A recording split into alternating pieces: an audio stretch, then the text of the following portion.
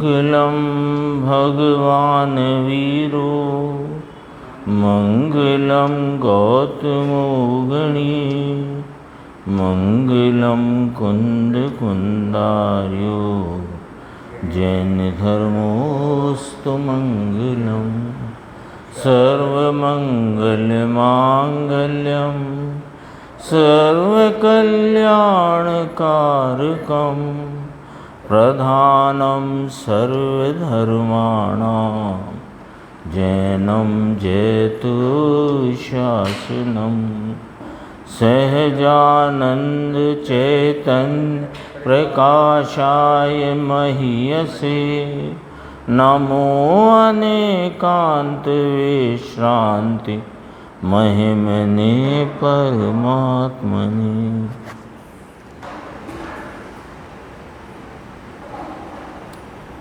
आचार्य कुंद कुंद देव द्वारा रचित पंचास्तिकाय संग्रह नाम का ग्रंथ और इसके मोक्ष मार्ग प्रपंच सूचक चूलिका उसकी 154 नंबर की गाथा है। इसकी स्वाध्याय अपनी चल रही थी। एक बार टीका अपन पुनः से पढ़ते हैं और फिर जहाँ तक स्पष्टीकरण आ गया था गुरुदेव का उसके आगे की चर्चा अपन लेंगे। इसमें पेज 120 है हिंदी में, चौथा भाग हुआ। यह मोक्ष मार्ग के स्वरूप का कथन है। तो मोक्ष मार्ग किसको कहा कि जीव स्वभाव में नियत चारित्र, उसका नाम मोक्ष मार्ग कहा।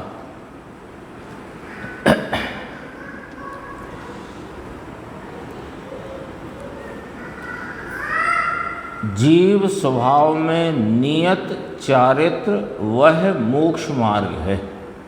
यानी एक तो जीव स्वभाव क्या है वो, और उसमें नियत परिणति का अर्थ क्या, जिसको चारित्र कहा गया और जिसे मोक्ष मार्ग यहाँ आचार्य परमात्मा ने कहा है।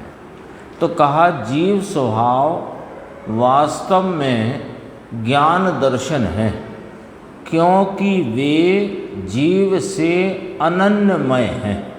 यानी ज्ञान दर्शन स्वभाव, जानने देखने का स्वभाव वह जीव से अनन्य है, अन्य अन्य नहीं।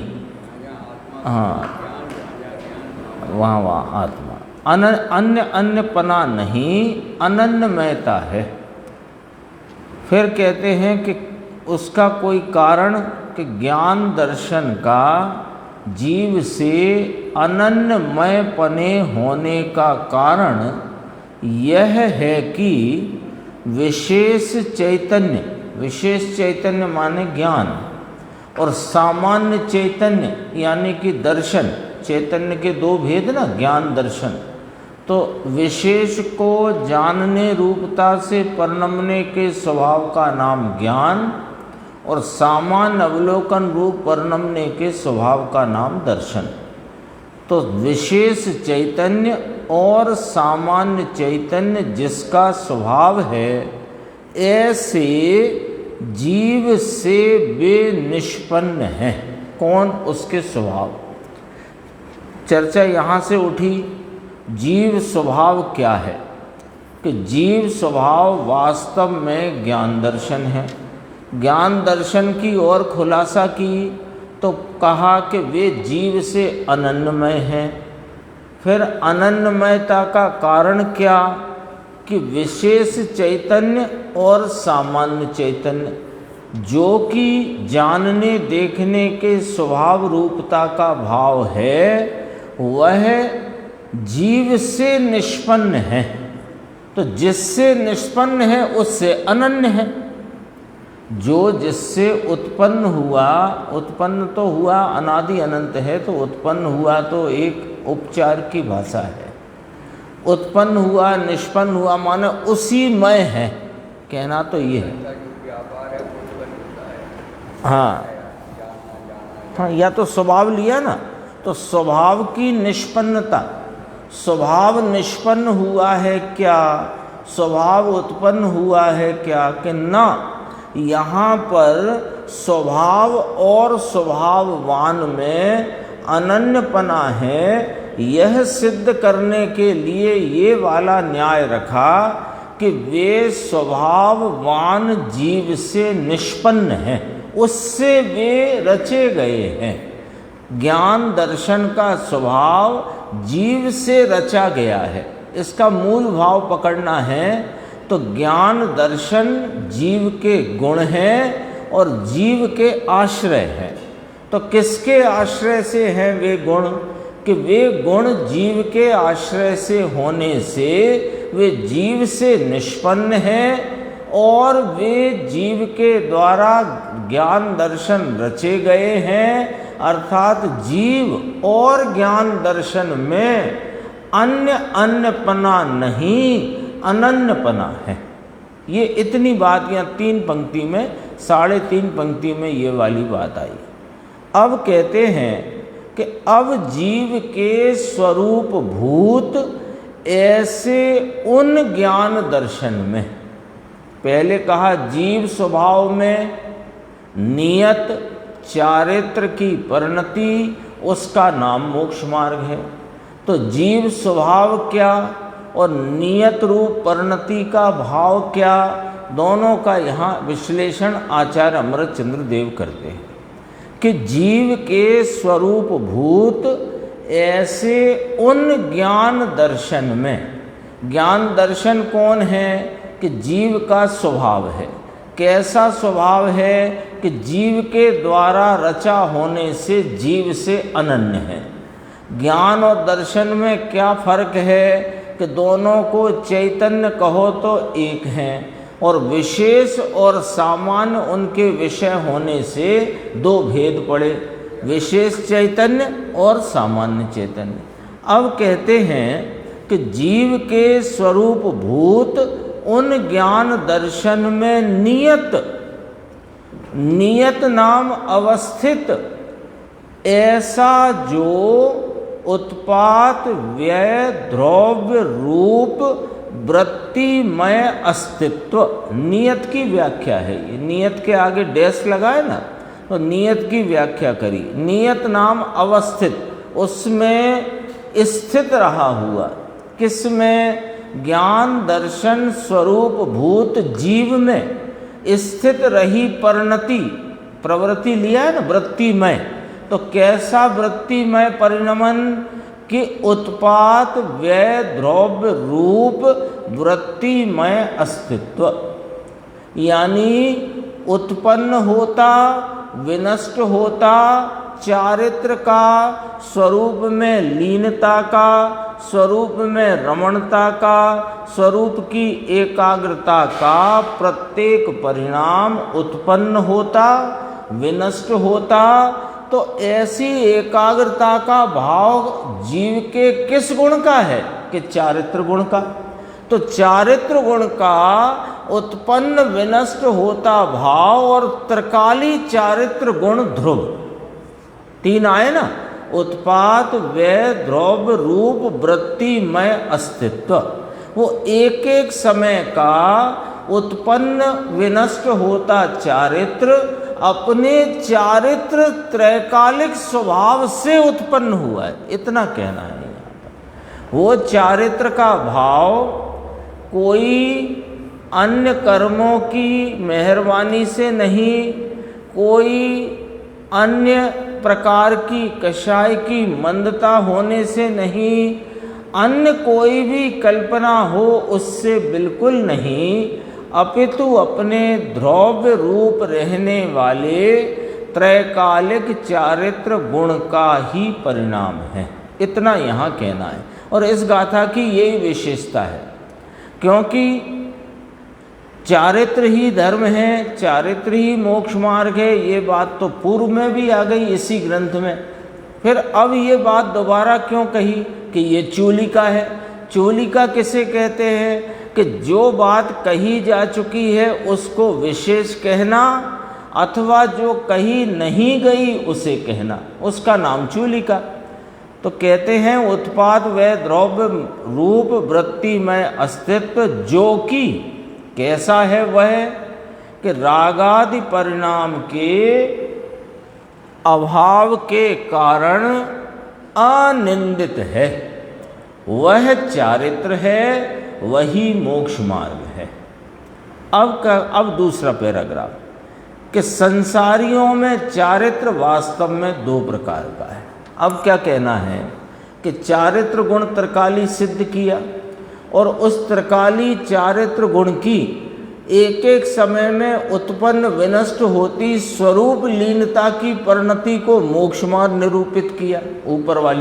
ऊपर वाले पैराग्राफ में देखो आया था ना, उत्पाद व द्रव्य रूप वृत्ति में कहाँ नियत है, कहाँ अवस्थित, कि जीव के स्वरूप भूत ज्ञान दर्शन में अवस्थित। उसमें अवस्थित जो उत्पाद व द्रव्य रूप माने एक एक समय के परिणाम रूपता से परिणमित जो चारित्र का भाव, वह त्रिकाली चारित्र का भाव है। इतना यहाँ पर बात कही। अब कहते हैं कि वह जो चारित्र त्रिकाली है तो वो तो संसारियों के सदैव है, अज्ञानियों के भी है, बाधक जीवों को भी है, मिथ्या दृष्टि संसार में भ्रमित जीवों को भी है। तो कहा कि उस चारित्र के दो प्रकार लेना। जो चारित्र गुण त्रिकाली है तो ऐसा तो है नहीं कि चारित्र गुण त्रिकाली विद्यमान रहे सदाकाल और उसकी जब स्वरूप में लीनता की परिणति हो तो परिणमे और स्वरूप लीनता की ना हो तब ना परिणमे, ऐसा तो नहीं हो सकता। तो चारित्र गुण यदि त्रिकाली है तो उसका कार्य किस प्रकार है? तो का दो प्रकार है, दो प्रकार, स्वचारित्र और परचारित्र। स्वचारित्र और परचारित्र को दूसरे दो शब्द कहे, स्वय समय और पर समय, ऐसा यहाँ अर्थ है। तो स्वचारित्र किसे कहा कि स्वभाव में अवस्थित अस्तित्व रूप चारित्र वह स्वचारित्र है। अब ये अस्तित्व रूप शब्द आया है ना, इसको जरा अपन मिलाएंगे ऊपर से। अस्तित्व क्या लेना कि एक समय में परिणाम की उत्पत्ति, अगले समय में विनाश और चारित्र गुण का त्रिकाल भाव। अब वो यदि स्वरूप में स्थित है, वह उत्पाद व द्रव्य रूप वृत्ति यदि स्वरूप में स्थित है तो उसका नाम है स्वचारित्र, और वह उत्पाद व द्रव्य वृत्ति यदि परभाव में स्थित है तो उसका नाम है परचारित्र। यही व्याख्या समय सार में आई, यही व्याख्या स्वय समय पर समय की आई ना समय सार जी में। तो पर भाव में अवस्थित अस्तित्व स्वरूप चारित्र वह पर चारित्र है। उसमें से यानी वे जो दो प्रकार के चारित्र कहे उसमें से अब यहाँ पर देखो बहुत गजब की बात है ये कि स्वभाव में जो चारित्र गुण त्रिकाली है ना, इस त्रिकाली गुण की जो परिणति स्वभाव का आलम्बन लेकर स्वभाव में रमती जमती स्वभाव की एकाग्रता में परिणमित है, उसका अस्तित्व न्यारा। और जो त्रिकाली चारित्र गुण की परिणति बाहर में पर भावों में पर द्रव्यों में युक्त होती है, उसका अस्तित्व न्यारा। ये वाली बात समझना है। चारित्र गुण तो एक, चारित्र गुण तो एक, पर उसी चारित्र का एक जीव लो कोई विचार में, कोई एक जीव, उसका एक चारित्र गुण है और वो चारित्र गुण कैसा है कि त्रिकाली है। अब उस त्रिकाली चारित्र गुण की जो परिणति स्वरूप में स्थित, तो वह तो स्वचारित्र, वो उसका अस्तित्व। देखो शब्द है स्वभाव में अवस्थित अस्तित्व रूप चारित्र।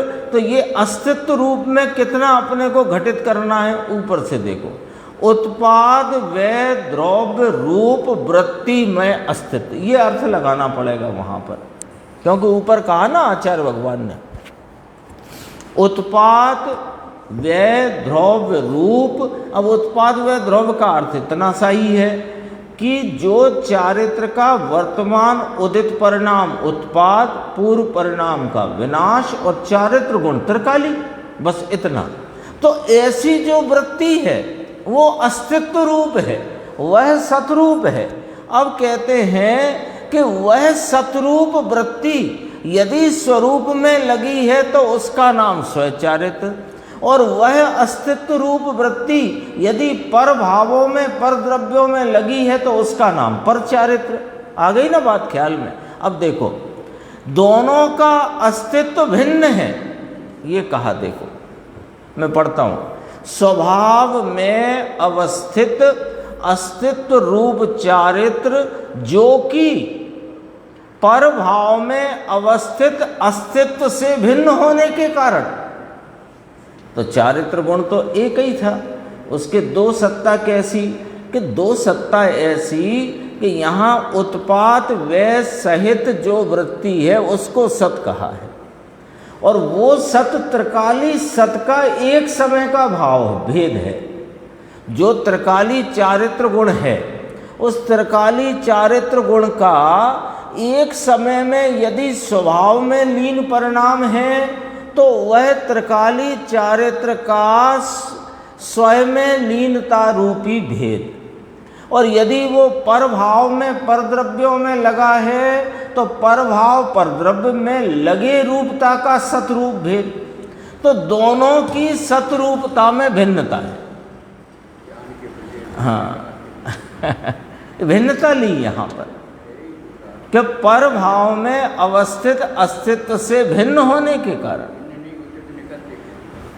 क्योंकि भिन्न कैसे कि उसका वर्तमान उत्पाद, पूर्व का व्यय और त्रिकाली द्रव्य ध्रुव ये एक समय का सत। देखो, उत्पाद सत, व्यय सत, द्रव्य सत, एक ही सत के तीन विस्तार। ये प्रवचन सार में आ गई है बात। उत्पाद व्यय द्रव्य सत कहा ना, तो एक उत्पाद सत, व्यय सत, द्रव्य सत, एक सत्ता के तीन विस्तार।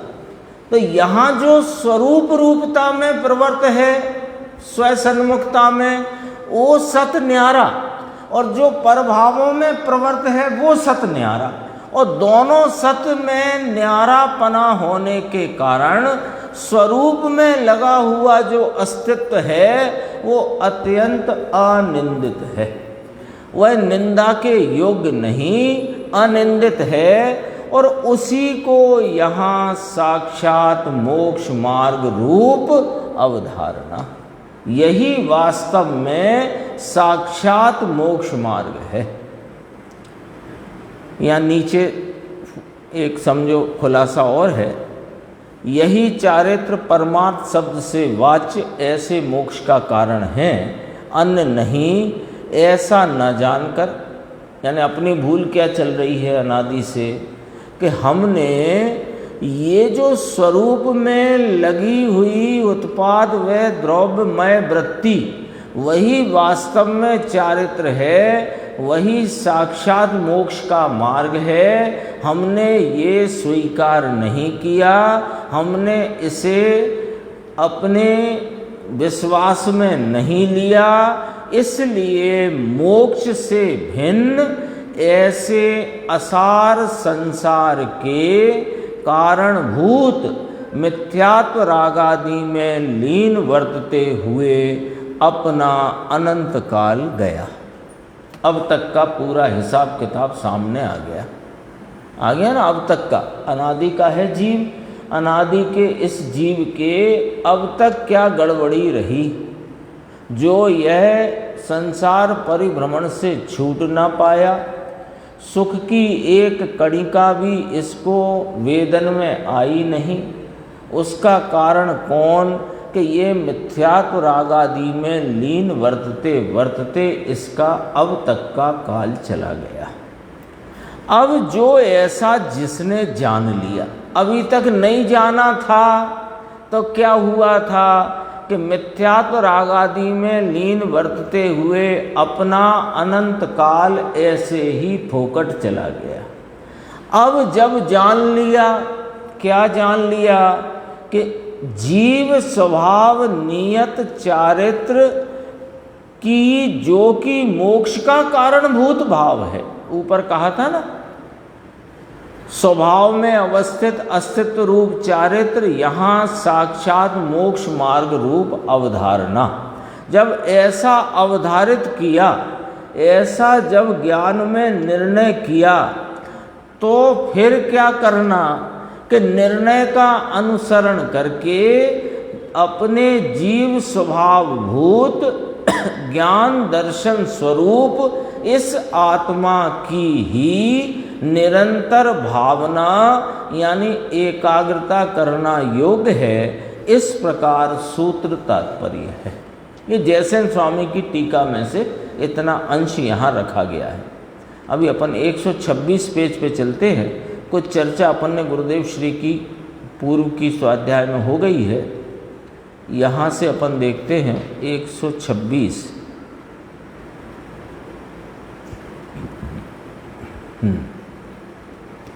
अब गुजराती में अलग होगा पेज। देखो यहाँ से लिया, एक आपको मिलेगा एक, अब विशेष स्पष्टीकरण करते हैं, ऐसा एक पेज मिलेगा आपको। हाँ, बस इसके ऊपर की चाल लाए। तो कहते हैं कि अवस्थित ऐसा जो उत्पाद व द्रव्य, तो लीनता हुई तो उत्पाद हुआ। लीनता क्या है? लीनता पर्याय है। लीनता क्या है? कार्य रूप भाव है। तो पर्याय का ही तो उत्पाद होता है। तो लीनता हुई तो उत्पाद हुआ, और पूर्व की अवस्था का व्यय हुआ, और लीनता हुई तो चारित्र गुण भी ध्रुवपने हैं। जैसे ज्ञान दर्शन ध्रुवपने हैं, तो स्थिरता की शक्ति स्वरूप में लीनता एकाग्रता की शक्ति यानी कि चारित्र गुण वह भी अंदर ध्रुवपने हैं। अब तीनों मिलकर अस्तित्व हुआ। कौन तीन? ज्ञान दर्शन चारित्र नहीं, उत्पाद व ध्रुव। वर्तमान चारित्र का लीनता रूप परिणाम, पूर्व की लीनता के परिणाम का व्यय, और चारित्र गुण त्रिकाली, ये तीन मिलाकर अस्तित्व हुआ। उत्पाद व द्रव्य रूप वृत्तिमय अस्तित्व, अर्थात होना पना। अस्तित्व किसे कहते हैं? होना पना, मौजूदगी है पना। अब विशेष खुलासा करते हैं। देखो, जो कि रागादि परिणाम के अभाव के कारण, अब किसको रखा यहाँ सामने? देखो, रागादि परिणाम के अभाव के कारण भगवान आत्मा अपना द्रव्य स्वभाव त्रैकालिक, अपना ज्ञान दर्शन शाश्वत असली कायम स्वभाव, उसमें पहले विषय रखा, फिर विषय में जो लगी हुई एकाग्रता की परिणति उसको चारित्र कहा। तो पहले विषय खड़ा किया। भगवान आत्मा अपने ज्ञान दर्शन शाश्वत असली कायम स्वभाव में, ये विषय, उसमें क्या करता है? स्थिरता रमणता करता है, एकाग्रता करता है, लीनता करता है, उसमें चरण करता है, चरता है, आचरण करता है। तो वह पर्याय कैसी होगी? कि वह वीतरागी पर्याय होगी। कौन सी पर्याय?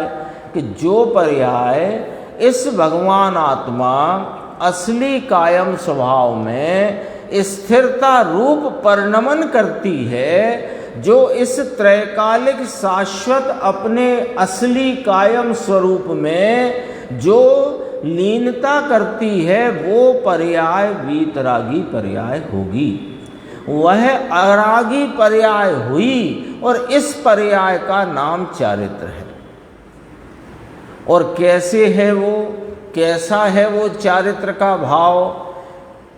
कि जो कि रागादि परिणाम के अभाव के कारण अनिंदित है, मलिनता नहीं। ऐसा वहाँ मलिनता नहीं रही।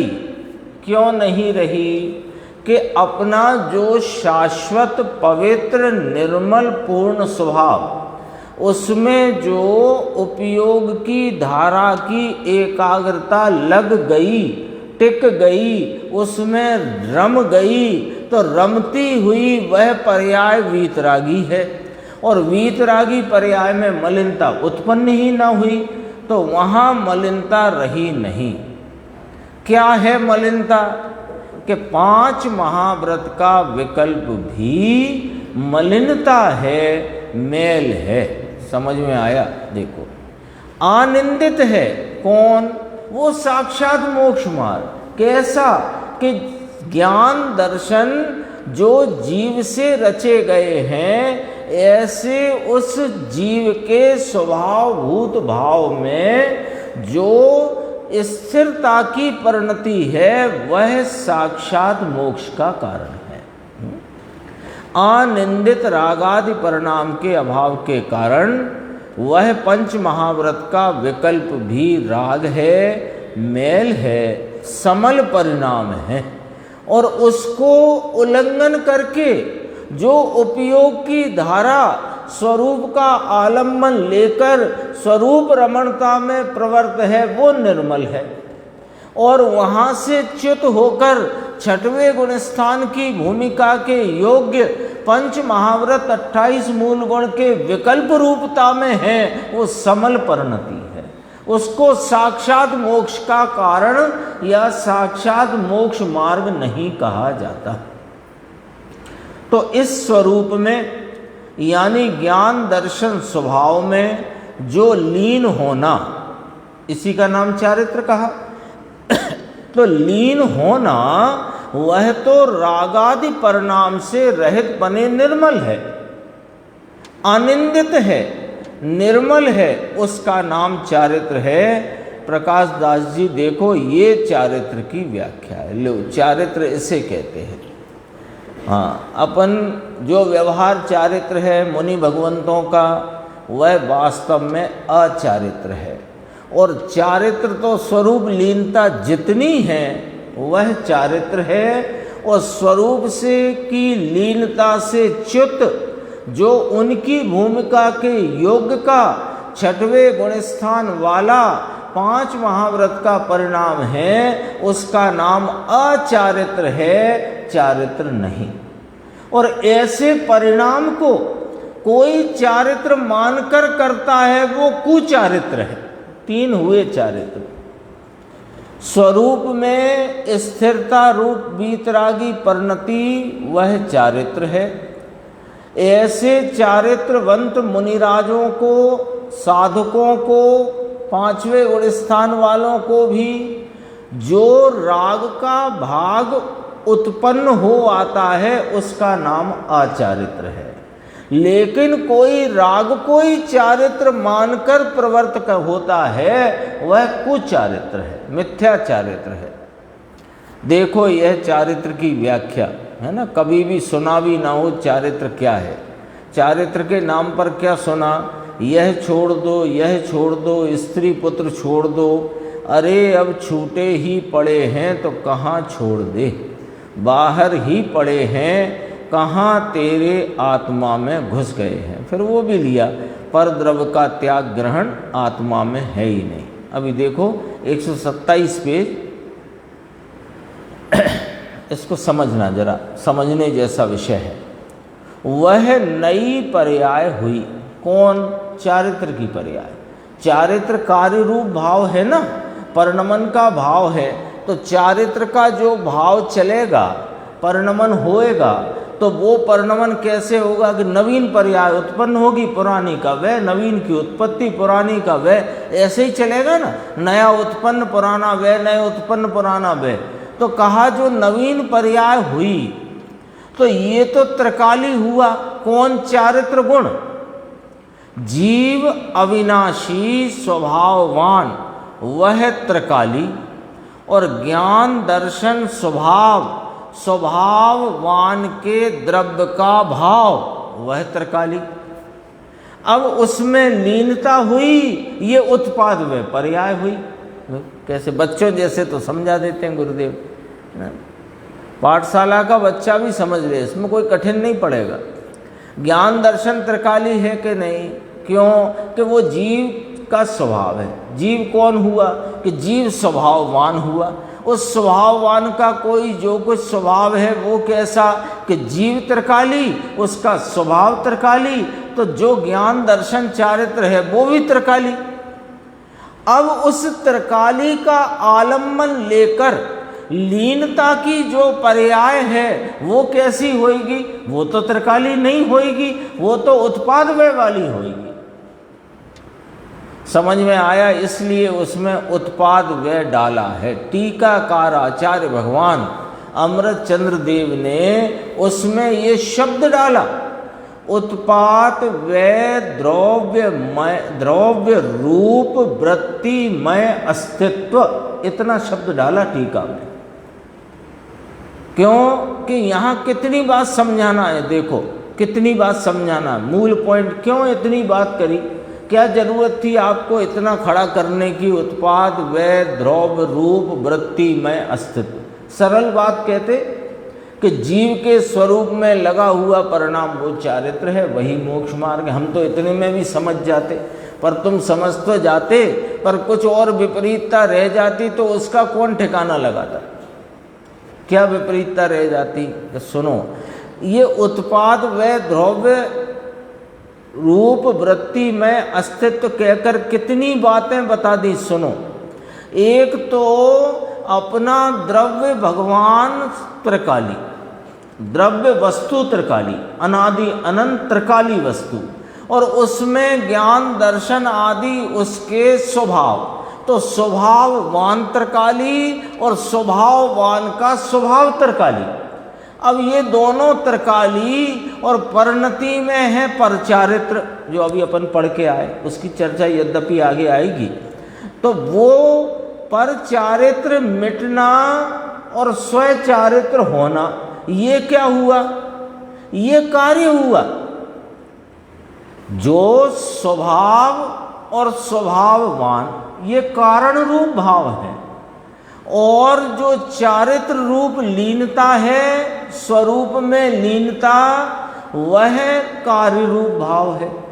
तो कार्य रूप भाव का अस्तित्व भी बताया, त्रिकाली गुण का अस्तित्व त्रिकाल रूप है ये बताया, और उन सर्व गुणों को धरने वाला द्रव्य स्वभाववान वो त्रिकाली है ये बताया। इतनी बात बताना थी उनको, आचार्य भगवान को, तब इतनी बात करी। देखो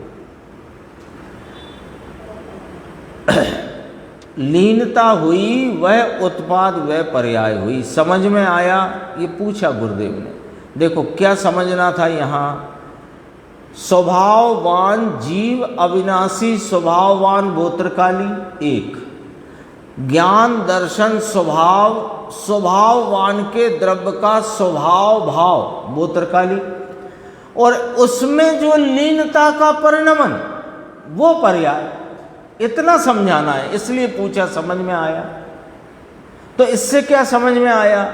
कि देखो चारित्र स्वय चारित्र, जिसे साक्षात मोक्ष मार्ग यहाँ कहा जिनेन्द्र परमात्मा ने, आचार्यों ने जिसे साक्षात मोक्ष मार्ग कहा, ऐसी वीतरागी पर्याय का विषय वह यह परिपूर्ण जीव द्रव्य त्रिकाली है।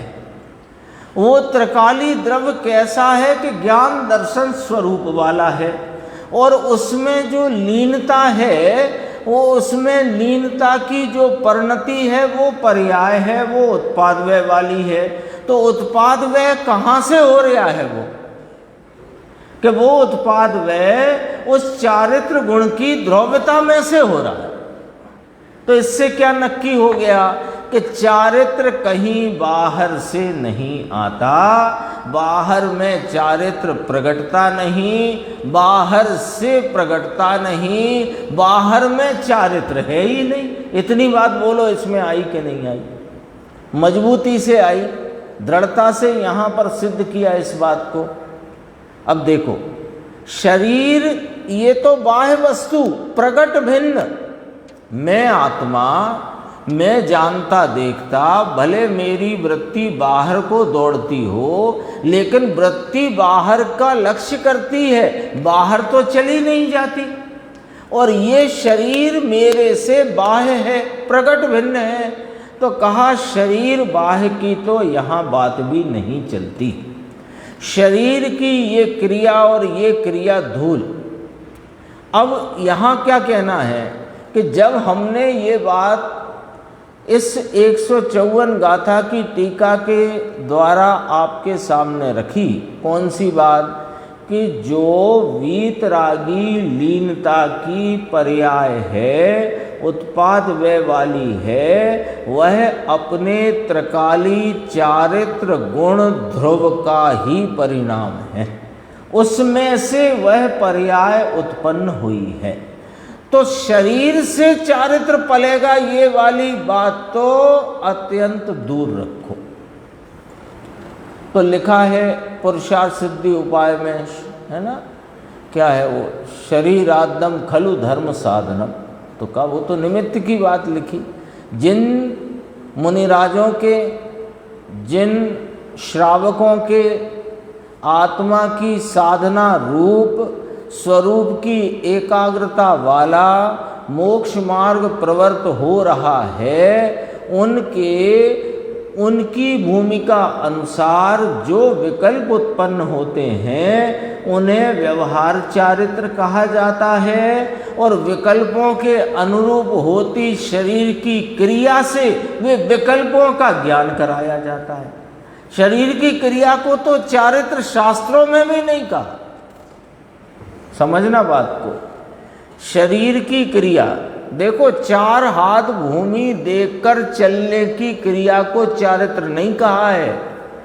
4 हाथ भूमि देखकर चलने की क्रिया पर से अंतर में विकल्पात्मक भूमिका में उठते विकल्प का ज्ञान कराया है। क्रिया को तो व्यवहार चारित्र भी नहीं कहा। शरीर की क्रिया को व्यवहार चारित्र नहीं कहा।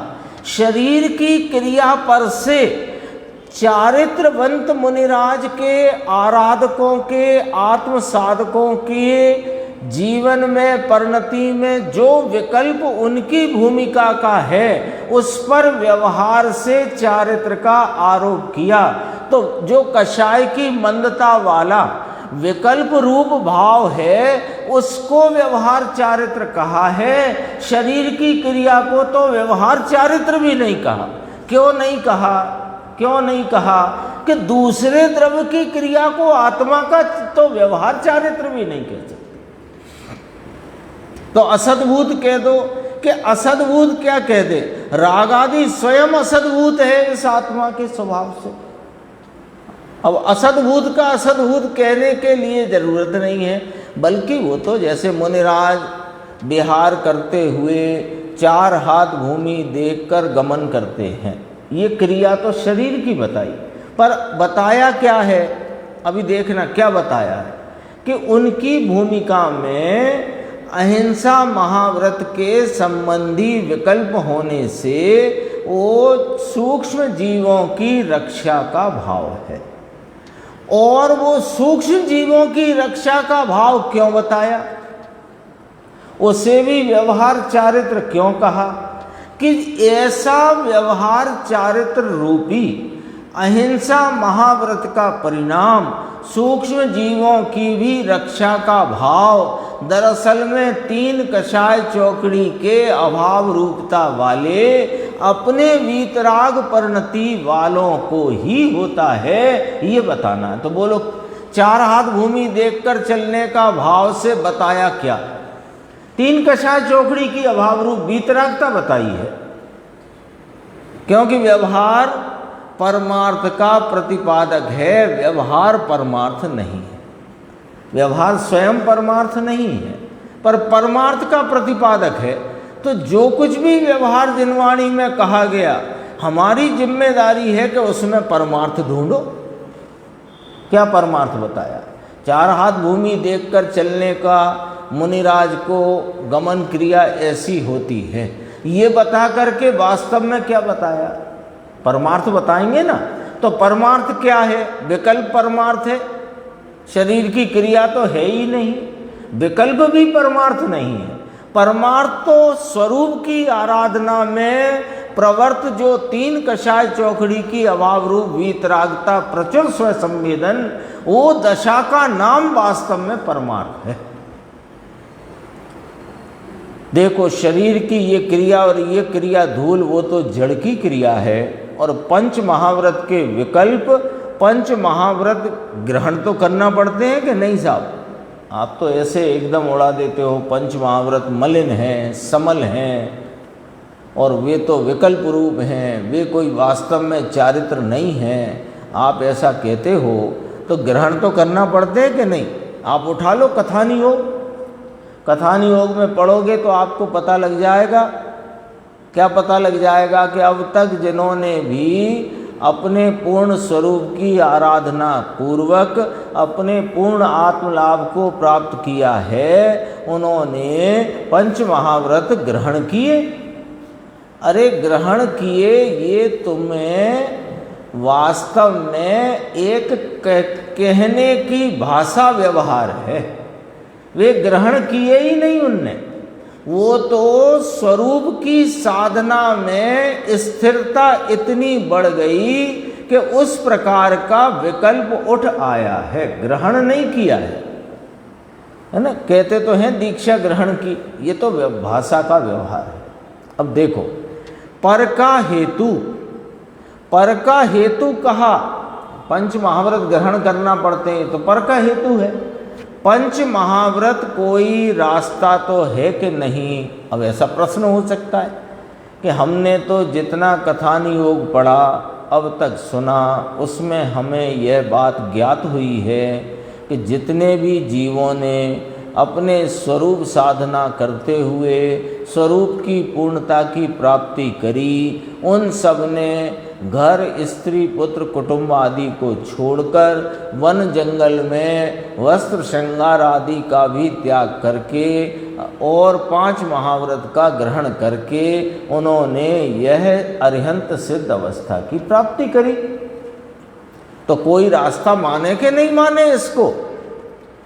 पंच महाव्रत कोई रास्ता तो है या कि है ही नहीं रास्ता, ऐसा पूछा गया। क्यों पूछा गया वो भी समझो। अपन ने इसकी उत्थानिका पढ़ी थी ना, वापस आ जाएंगे, कोई बात नहीं है। 120 पेज पे आई थी बात, देखो। यह मोक्ष मार्ग के स्वरूप का कथन है। जीव स्वभाव में नियत चारित्र वह मोक्ष मार्ग है, ये आचार्य परमात्मा ने फरमाया है। तो पांच महाव्रत इसमें कहाँ लिखे बोलो? नहीं लिखे ना। पांच महाव्रत तो लिखे ही नहीं कि पांच महाव्रत भी चारित्र है, ऐसा लिखा नहीं। और नीचे लिखा था कि स्वभाव में अवस्थित अस्तित्व रूप चारित्र, जो कि परभाव में अवस्थित अस्तित्व से भिन्न होने के कारण अत्यंत अनिंदित है, वह यहाँ साक्षात मोक्ष मार्ग रूप अवधारणा, ये कहा था। अब प्रश्न उठ गया श्रोता को, समझो।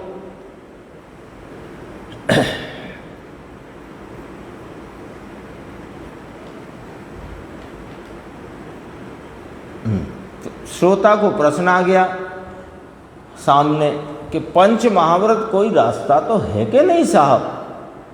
रास्ता तो है या नहीं? दोबारा प्रश्न रखा गुरुदेव ने। ऐसा पूछा था तो गुरुदेव कहते हैं पूछते में तो पूछे ना चाहे जो पूछे। अब पूछने वाले का मन जो पूछना हो वो पूछे। प्रश्न तो हो सकता है ना। तो मुमुक्षु ने कहा समझने के लिए चाहे जो पूछे, कि हाँ हाँ पूछ सकते हो, उसमें क्या दिक्कत है? पूछना हो तो पूछो, पूछने में कोई दिक्कत नहीं।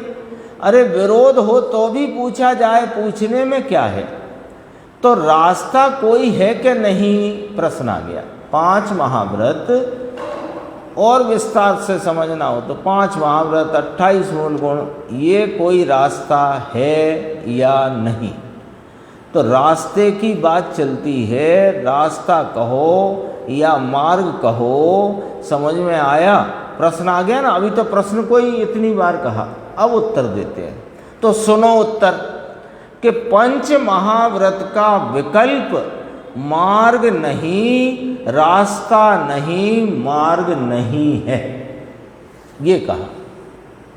इसमें ध्यान देना, अभी चर्चा कर चुके ना अपन, शरीर की क्रिया की तो कोई बात ही मत लेना यहाँ पर। और जो परिणति में विकल्प रूप वृत्ति है, 5 महाव्रत रूप मंद कषाय का भाव, उसको मार्ग माने के नहीं माने, ये वाला प्रश्न खड़ा किया सामने। उत्तर आया कि पंच महाव्रत का विकल्प मार्ग नहीं है, रास्ता नहीं, फिर कहा मार्ग नहीं। और मार्ग की तो व्याख्या चलती है, मोक्ष मार्ग प्रपंच सूचक चूलिका, यह मोक्ष मार्ग के स्वरूप का कथन है। जीव स्वभाव में नियत चारित्र वह साक्षात मोक्ष का मार्ग है। अभी पढ़ के आए अपन टीका। मार्ग कहो कि रास्ता कहो, तो 5 महाव्रत रूपी विकल्प को, 5 महाव्रत की क्रिया की तो बात ही नहीं चल रही टीटू भाई, क्रिया की बात नहीं चल रही। क्रिया तो अन्न द्रव्य में डालो, जड़ में, धूल में। लेकिन जो विकल्प चल रहा है कषाय की मंदता वाला, वो मार्ग है कि नहीं, प्रश्न ये आया कि नहीं है वो मार्ग। फिर नीचे लिया देखो, उत्पात व्यय द्रव्यमय, उत्पात व्यय ध्रुव युक्तम सत, वहां शब्द लिया, काय के लिए लिया, नियत शब्द की व्याख्या करने लिया। 3 शब्द में तो पहले बात करी, जीव स्वभाव में नियत परिणति वह चारित्र है और वही मोक्ष मार्ग, इतनी बात करी थी, है ना। अब उस नियत भाव को समझाने क्या बात कही कि उत्पात व्यय द्रव्यमय, तो तत्वार्थ सूत्र याद किया गुरुदेव ने, उत्पाद व्यय ध्रुव युक्तम सत, अर्थात कि भगवान आत्मा द्रव्य सत है, गुण सत है, पर्याय सत हुई। तो जरा ध्यान देना इस पर, द्रव्य सत है त्रिकाल, गुण सत है त्रिकाल, तो जो त्रिकाल है वो हुआ थोड़ी, वो तो है। और पर्याय हुई, तो वो उस समय की पर्याय सत है कि असत है, उस समय का सत है ना। तो आत्मा द्रव्य सत है, गुण सत है, पर्याय सत हुई। तब ये सूत्र खड़ा हो गया, उत्पाद व्यय द्रव्य युक्तम सत। अभी अपन ने बात की थी, द्रव्य सत, गुण सत, पर्याय सत, एक सत्ता के 3 विस्तार। तो पर्याय सत हुई, वह ध्रुव के आश्रय से हुई, ले ध्रुव साथ में ले लिया। ये क्या कहना है, जो अपन कर चुके हैं चर्चा, गुरुदेव तो अब उसको हर तरीके से विषय को मांझ कर अपने सामने रखते हैं। क्या कहना है कि ये तो साफ पर्याय हुई ना, जो उपयोग की परिणति, उपयोग आदि अनंत गुणों की जो परिणति स्वरूप में लीन हुई, तो लीन हुई वो तो पर्याय हुई ना साहब। तो पर्याय हुई तो उसमें ध्रुव क्या कर रहा है, पर्याय हुई तो ध्रुव क्या कर रहा है, अरे ध्रुव है, उसकी तो व्यक्तता हुई। ये जो चारित्र का भाव है, जो स्वरूप में लीनता एकाग्रता का परिणाम है, उस परिणाम का कोई गुण है कि नहीं, तो वो गुण त्रिकाल है कि नहीं, तो त्रिकाल है तो ध्रुव हुआ कि नहीं, तो ध्रुव साथ में ले लिया। चारित्र की पर्याय उत्पन्न हुई, पहले की पर्याय का, पूर्व की पर्याय का व्यय हुआ, और गुण ज्ञान दर्शन और चारित्र ध्रुव पने पड़े हैं। वे कहाँ जाए, चारित्र अपन के हिसाब चारित्र प्रकट हुआ, तो जो प्रकट हुआ वो पर्याय हुई। लेकिन पर्याय हुई तो उस जो पर्याय जिसका कार्य है वो गुण त्रिकाल है कि नहीं, यदि नहीं तो फिर किसकी पर्याय कहाँ से प्रकट हुई। तीनों मिलकर अस्तित्व है, ऐसा यहाँ सिद्ध किया है। समझ में आया, देखो आत्मा वस्तु है, उसमें ज्ञान, दर्शन और स्थिरता यानी चारित्र नाम की शक्ति का गुण त्रिकाल पड़ा हुआ है। वह स्थिरता नाम की शक्ति जो है वह गुण है। स्थिरता नाम की शक्ति नाम चारित्र गुण, तो वह गुण है। और जो चारित्र दशा प्रकट हुई, एकदम ऐसे समझाते हैं गुरुदेव कि पूरी बात का नक्शा बन जाए। जो चारित्र दशा प्रकट हुई वह उत्पाद व्यय की पर्याय है, वो ध्रुव नहीं है। द्रव्य और ध्रुव कौन है कि वो गुण जिसका ये व्यक्त भाव है वो ध्रुव है। और कौन ध्रुव है कि उस गुण का आश्रयभूत द्रव्य वो ध्रुव है। द्रव्य ध्रुव, द्रव्य का गुण ध्रुव, और उसकी जो पर्याय हुई वो उत्पाद व्यय। तो तीन आ गए कि नहीं आ गए? उत्पाद व्यय ध्रुव युक्तम सत, ऐसे वृत्तिमय अस्तित्व का नाम चारित्र है। ये बात यहां टीका में ली दे। द्रव्य आत्मा और गुण ज्ञान, दर्शन और चारित्र की शक्ति गुण रूप, वह गुण और उसमें लीनता हुई वह पर्याय है। तो उत्पाद वह ध्रुव को साथ में लेकर तीनों को अस्तित्व है ऐसा सिद्ध कर दिया। चारित्र का एक एक समय प्रवर्तता जो परिणाम है वो सतरूप भाव है। वह उस समय का वीतरागी सत है, वीतरागी सत है। और जो कि ऐसा यह वीतरागी सत राग रूपता से परिणमित सत से अत्यंत भिन्न होने से यह वीतरागी सत अनिंदित है। यह निंदा के योग्य नहीं अपितु प्रशंसा के योग्य है। और यही मोक्ष का मार्ग, साक्षात मोक्ष मार्ग अवधारित करना, ऐसा यहाँ लिया है ना। देखो तीनों को अस्तित्व कहा, थोड़ा समझना यहाँ 2 मिनट में पूरा करते हैं। उत्पाद व्यय और ध्रुव को साथ में लेकर तीनों को अस्तित्व है ऐसा सिद्ध कर दिया। ये बात आ गई कि नहीं आई समझ में? द्रव्य सत, गुण सत, पर्याय सत, एक सत्ता के 3 विस्तार। अब इस विस्तार को अपन शब्द दें तो उत्पाद व्यय ध्रुव युक्तम सत। ठीक है, अब देखो भारी सूक्ष्म गुण बिना पर्याय आई कहां से, ये वाली बात यहां सिद्ध की है। आया अपना जो शुरू से जो अपन ने दिशा पकड़ी है, दो दिन शायद पहले भी अपन स्वाध्याय कर चुके इस विषय की। तो इसमें क्या दिशा पकड़ी है कि चारित्र का तो परिणाम पहले नहीं था और अब हुआ, और वो धारा चल रही है स्वरूप में लीनता की। तो वो जो परिणमन चल रहा है वो तो साफ पर्याय भाव है। लेकिन ये पर्याय भाव आया कहाँ से, ये नक्की कराना कि ये निमित्तों में से नहीं आया, कषाय की मंदता में से नहीं आया, कर्म के उपसम क्षयोपसम से नहीं आया, कर्म की मेहरबानी से नहीं आया। तो फिर प्रभु कहाँ से आया कि इसमें चारित्र गुण त्रिकाल पड़ा है ना, उसका ये परिणाम है। बोलो कितना फायदा हुआ इसको समझने से। इसको समझने से हमारे निर्णय में, विचार की इस कोटि में यह बात दृढ़ता से स्वीकार हो सकती है कि चारित्र के लिए चारित्र का जो भाव है वो बाहर में कहीं से नहीं आता।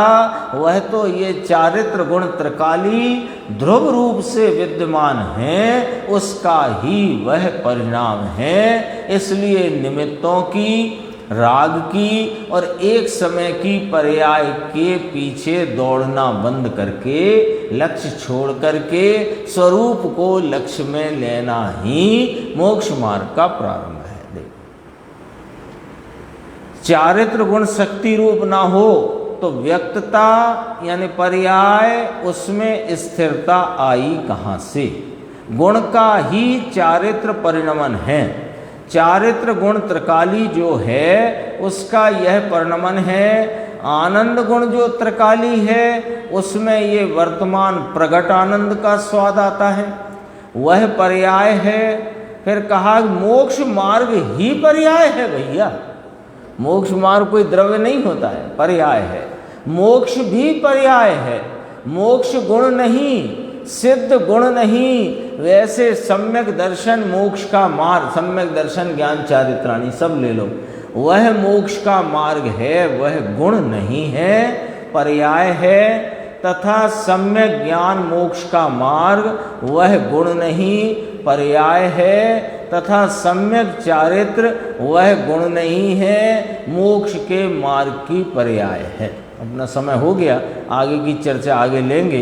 एक बड़ी अच्छी चर्चा है, आप उसको ख्याल में बस ऐसे ही आपकी जिज्ञासा के लिए बताता हूँ कि ये जो एक एक समय सिद्धों को भी जो परिणाम हो रहा है ना, तो सिद्धों के भी जो अनंत ज्ञान दर्शन सुख चारित्र वीर का परिणमन है कि नहीं, तो परिणमन है वो कार्य है कि नहीं, तो वो कार्य में कोई समवाय लागू नहीं पड़ता। समवाय कहते हैं ना अपन, 5 समवाय पूर्वक कार्य होता है। तो सुनो, जब सिद्धों का कार्य बिना समवाय के होता है तो असिद्धों का कार्य भी और संसारियों का कार्य भी बिना समवाय के ही होता है। वो तो उत्पन्न हुए कार्य की विवक्षा करना हो।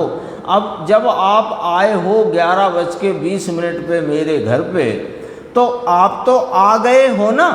इस आ गए हो वाले कार्य की विवक्षा करने में काय से आए, कार से आए कि ट्रेन से आए, तो रिजर्वेशन मिला था कि नहीं मिला था, भीड़ कैसी थी, गर्मी थी कि एसी था, ये सब काय में चले गए, ये उस कार्य की विवक्षा में चले गए। ऐसे ही समवायों की चर्चा है, अपन देखेंगे, कल इसकी चर्चा आगे आएगी।